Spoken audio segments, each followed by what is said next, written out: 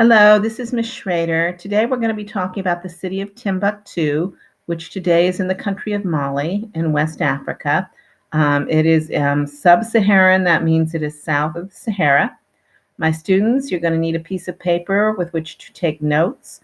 When you're done, I want you to give me between 5 and 7 sentences about what you have learned. You want to make sure you have a strong introductory statement as you go along. So here we have a map showing where Timbuktu is. You can see it in a larger form. You can also see it in a map of Africa shown in the bottom left-hand corner. You should be able to notice that Timbuktu is on the southern edge of the Sahara Desert, and it receives flooding due to the Niger and Bani rivers that it is along. So it does reach a point where it can grow lots of crops because it gets regular flooding. So apparently, Timbuktu was started in the 12th century by Berbers. Berbers are actually from North Africa. They're Islamic traders who were involved in the gold and salt trade. And they were bringing salt down to trade for gold. And they started the city as a salt trading area.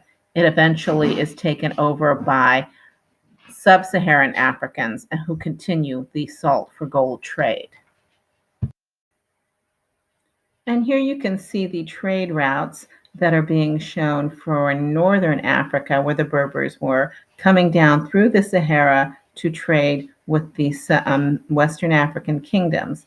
The Berbers would be getting big slices of salt out of the Saharan desert to take down to trade, and they could actually trade it pound for gold because the people in the West African kingdoms very much needed salt since they lived in these really hot areas and did not have salt themselves. So they're trading basically pound for the gold. The West Africans are also trading things like ivory, slaves, ostrich feathers, other exotic things that the people in the north are then sending on into the Middle East, Africa, and Europe.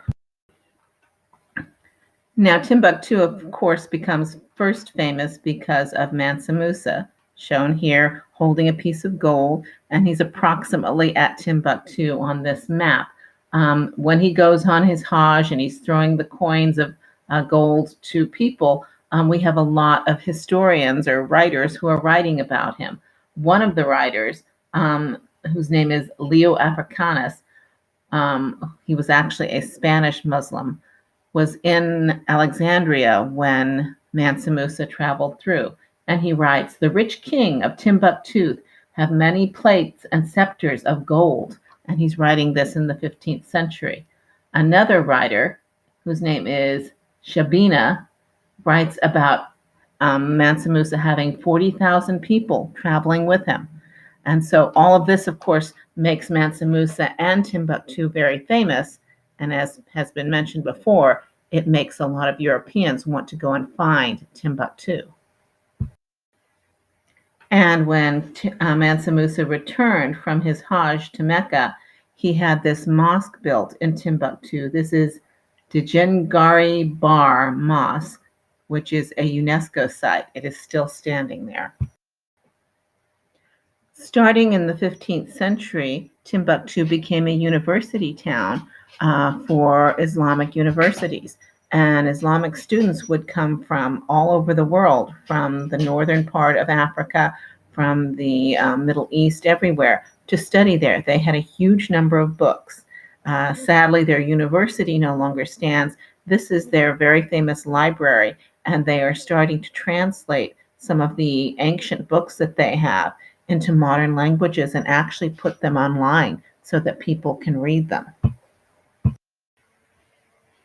In this picture, you can see some of the manuscripts. I'm told there are 70,000 medieval and ancient manuscripts that they are looking through, translating, and making digital so that people can look at them.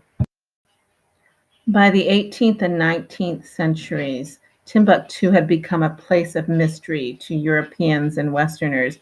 A lot of people, in fact, didn't think it was real. When I was a child, the word Timbuktu normally referred to a place that took a long time to get there, and when you got there, there really wasn't much to it. In fact, just about an hour's drive north of here, up in the foothills, there is a gold mining town called Timbuktu. And it really is. You're driving a long distance not to see very much of anything. Modern Timbuktu, to some extent, has reverted to what it was in the past. A lot of its buildings are UNESCO sites. They are world culture sites that are being protected. As I've mentioned, they are working on translating and modernizing the manuscripts. So there are a lot of scholars working there, and they still engage in the salt for gold trade. Okay, my students, you are going to be giving me between 5 and 7 sentences about what you have learned about Timbuktu. Make sure you have a strong introductory sentence, and I hope you enjoyed this.